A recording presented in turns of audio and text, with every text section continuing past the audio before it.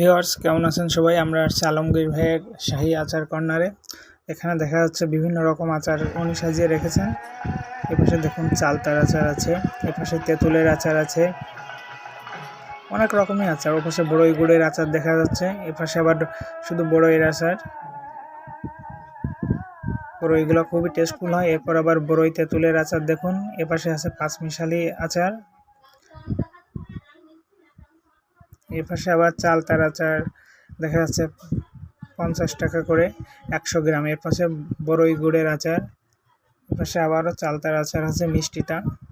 এপাশে দেখা যাচ্ছে টমেটো, চানাচুর, চিড়া ভাজা, নিমকি ভাজা। আসলে মূলত এগুলো হচ্ছে ঝালমুড়ি তৈরির যে উপকরণগুলো, এগুলো আলাদা আলাদা করে আপনারা কিনে খেতে পারেন, অথবা একসাথে বললে 12 ভাজা হিসাবে আপনাদের দিবে। এপাশে দেখা যাচ্ছে একটা বাদামের দোকান।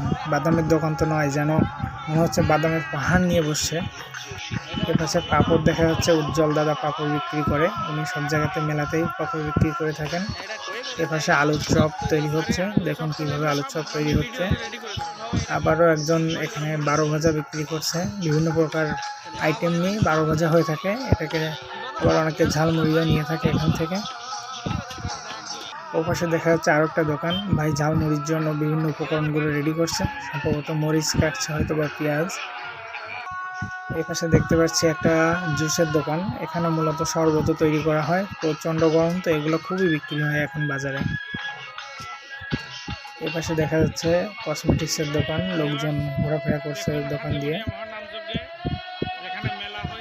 আমরা প্রচন্ড রোদ তো, ওখানে একটা কুলফির দোকান, আমরা কিছু কুলফি নিতে চাচ্ছিলাম, যারা যারা ঘুরছিলাম তারা।